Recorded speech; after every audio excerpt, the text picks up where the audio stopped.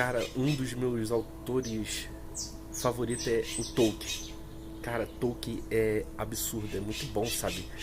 Pô, eu posso considerar ele como o pai da fantasia medieval, vamos dizer dessa forma, né? É claro, ele usa elementos de coisas medievais, porque ele também foi influenciado dessa forma, né?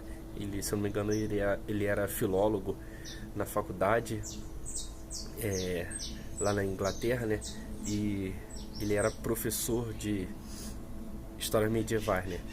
Filólogo, mas também tinha essa especificação para as coisas medievais. Então você vê essa influência absurda nos livros dele, coisas medievais, mas os livros dele são livros de fantasia. E eu gosto muito do Tolkien, sabe? O primeiro livro que eu li do Tolkien foi O Hobbit. E O Hobbit é um livro, se não me engano, é o primeiro livro que ele escreveu, e ele não teve a intenção de escrever o livro. Quando eu leio assim a história do Tolkien, não só dentro do livro, mas fora, eu tenho uma percepção que o Tolkien já era um cara mais reservado, tímido, apesar de ter muitas entrevistas dele que você acha, né, que ele deu para televisão, rádio, né, principalmente rádio naquela época, né, que era muito forte, era jornais, essas coisas, né. Apesar disso, eu tenho uma sensação, isso é coisa que eu tô falando de mim, de que ele era um cara tímido, mais reservado. Não é à toa que o livro do Hobbit, ele não teve intenção, ele contava verbalmente a história do Hobbit, né? O que se tornaria o Hobbit para os filhos dele dormirem. Olha que legal.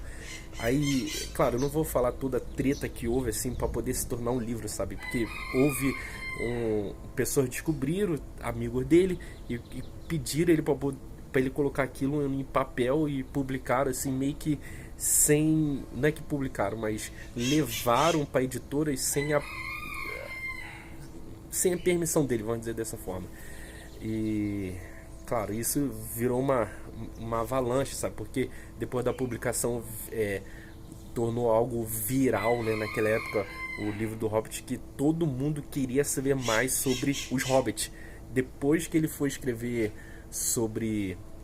ele escreveu O Senhor dos Anéis, e tem vários livros que a gente tem hoje em dia que ele não, vamos dizer assim, ele não escreveu para publicar. Ele tinha vários rascunhos em casa, onde o filho dele, o Christopher Tolkien, que levou para publicação. Houve certos preenchimentos de lacuna nessas histórias.